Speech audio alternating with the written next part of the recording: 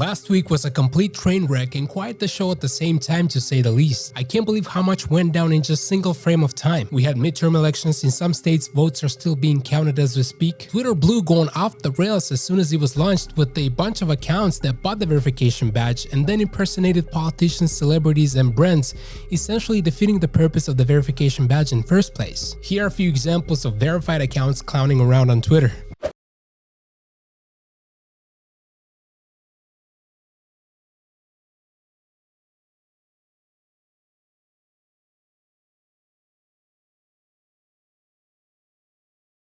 What could possibly go wrong? It got so bad that Twitter had to suspend signups for the Blue subscription service. However, that was not the biggest story of the week. The headline that took the financial world, or more specifically the crypto world, by storm was the collapse and downfall of the FTX empire that ended up being a house of cards after all that was determined to crash and burn. That's the story we're going to talk about in today's video. Now, if you're someone who doesn't follow financial markets or crypto that much but likes a good story, stick around for this one because it never hurts to learn about another scammer who was able to scam the system and mysteriously was able to get away, at least for now. My name is Vitaly with another breakdown, and without further ado, let's jump right into it. As the saying goes, there's nothing new under the sun, and that is especially true in the world of finance. The same scams that were being run 100 years ago are still being run today, just with new twists or two. Over the past few months, we have seen many crypto exchanges go under, and while it might seem like a new phenomenon, it's really not. In fact, crypto exchanges have been going under since early days of Bitcoin. In 2011, the first major exchange, Mt. Gox, went under, and since then there have been many more. While Mt. Gox was a different type of scam, it's still a scam nonetheless. The most recent exchange to go under is FTX, and while the details are still emerging, it seems like this was a textbook Ponzi scheme. For those of you who don't know, a Ponzi scheme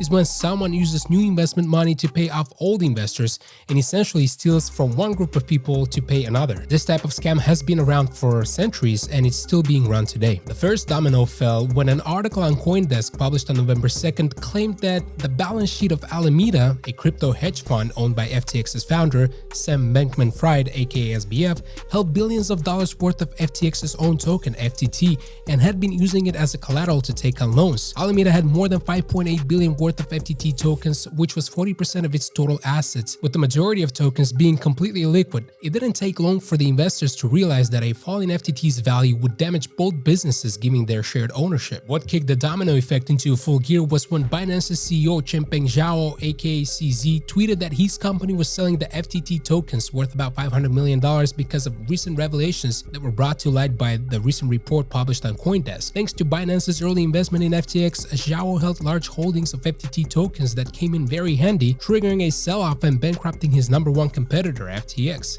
A checkmate move in my opinion. Things snowballed from there, the value of FTT collapsed and FTX customers started withdrawing funds in a bank run style. Users rushed to take out $6 billion in crypto tokens from FTX over a 3-day period, pushing the company into a liquidity crisis. FTX didn't have nearly the amount that was needed to fulfill customers' withdrawal demands. The exchange had to pause customer withdrawals and most have been unable to get their money back. That's when Binance came back into play for a brief moment, offering to acquire FTX with the intent to protect users and the credibility of crypto markets, but later abandoned the idea. CZ wrote on Twitter, "As a result of a corporate due diligence as well as the latest news reports regarding mishandled customers' funds and alleged US agency investigations, we have decided that we will not pursue the potential acquisition of FTX.com. The company tweeted, "The issues are beyond our control or ability to help." In a recent article, Wall Street Journal reported that during an investment meeting, SBF said that Alameda owes FTX $10 billion.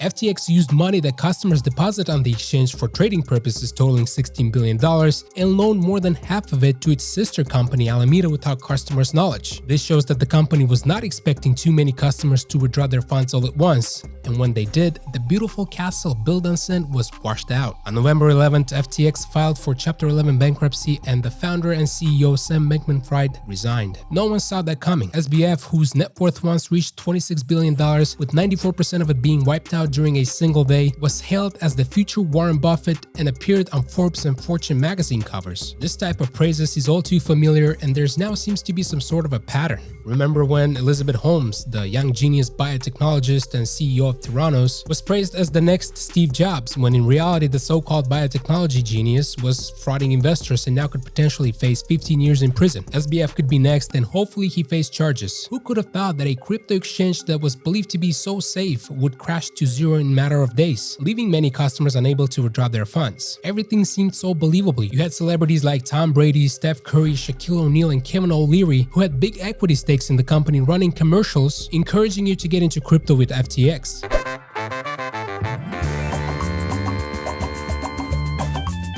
I'm not an expert, and I don't need to be. With FTX, I have everything I need to buy, sell, and trade crypto safely. I am a paid spokesperson for FTX, so I have a lot of respect for the management there. I did a lot of due diligence before I accepted that position because I wanted to have a compliant home. But Sam is one of the smarter guys in this space for this reason. Long before crypto, he was a trader. He understands the power of leverage. Speaking of Kevin O'Leary, here's a funny video of Kevin in a Karen-like style demanding regulations. This investment in international and U.S., I got to ask for your reaction today. What's going to happen now is there won't be another situation like this for institutional investors ever again. We're simply not going to put capital to work until this stuff gets regulated. And what is occurring, and I'm just one voice in it, what I'm going to be doing is I'm going to fly to Washington, and I want regulation.